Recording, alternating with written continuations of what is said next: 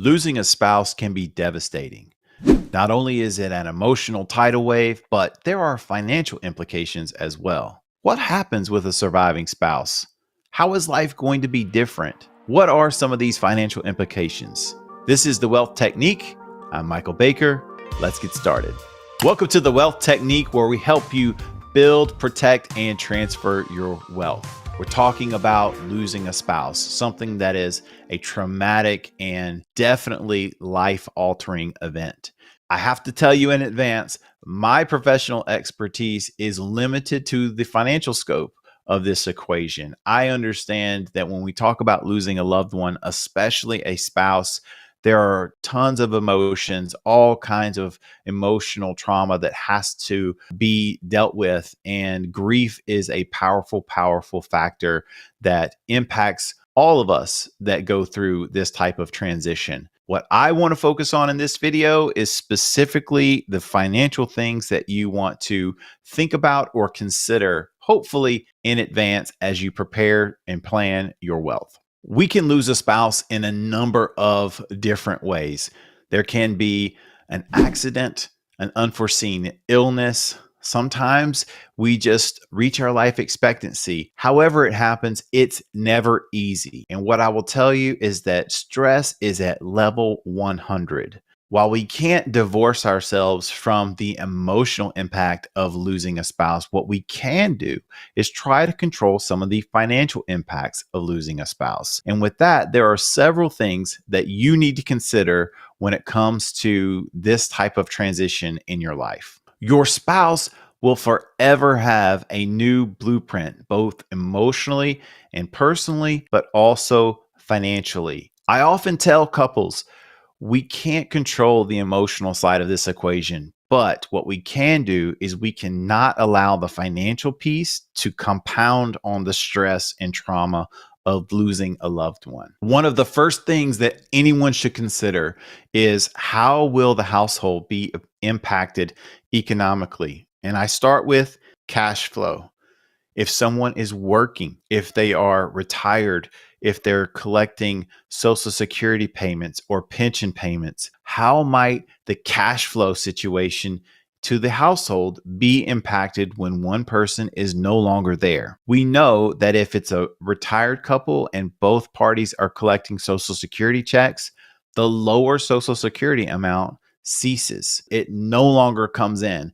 The higher of the two benefits becomes the survivor benefit, and that is the total paycheck that is now coming into the household. The other thing that you should consider, though, what about pensions? I know lots of people that have pensions that they've claimed years prior that can no longer remember if their spouse is going to continue to receive those payments. Next, what assets remain? If there are a lot of other assets available to the surviving spouse, we want to know, or you should want to know, where they are, where they located. In a lot of blended families, we see the two spouses like to keep their assets separate. This is not uncommon. But we do want to know, will there be assets there to help maintain and support the surviving spouse? And will that spouse have access to them? A third item that I think anyone needs to consider is taxes.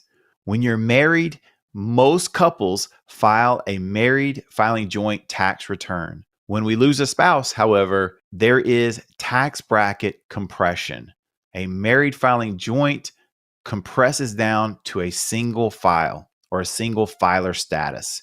There is 1 year that you can continue to file a married filing joint tax return, but future years, unless you get married again, future years, you would be a single filer. This creates bracket compression. So when I talked about cash flow and when I talked about other assets remaining, especially if those assets are generating cash flow, we want to know, or you should want to know, how might that impact the surviving spouse from a tax perspective. Now, taxes aren't everything, and they're not evil. However, sometimes when you have bracket compression, someone may end up paying a lot more taxes than they're used to paying. And you want to know that in advance, or be able to at least forecast that in advance and understand how you might want to adjust things. Sometimes there are some neat things you can do with estate planning to make sure that the surviving spouse actually has very tax efficient incomes. And that is something that is every bit of a consideration when it comes to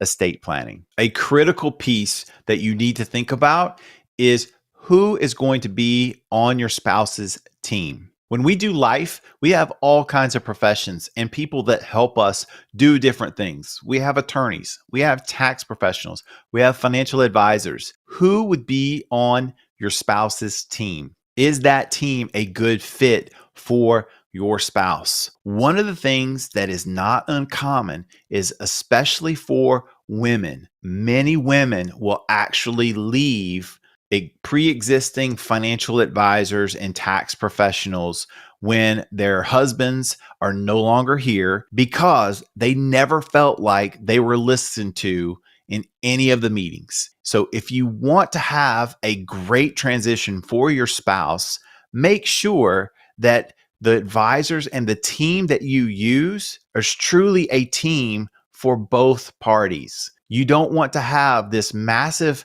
life event happen and then someone have to undergo an entirely new transition of their financial team. Have a great team in place so that no matter what happens, if something happens to you or if something happens to your spouse, that either of you has a great team in place to help you with the transition. So what do you think? What questions do you have about a surviving spouse? Drop them in the comment section below. Don't forget, like this video, subscribe to this channel for more videos like this. I'm Michael Baker with The Wealth Technique. We'll see you next time.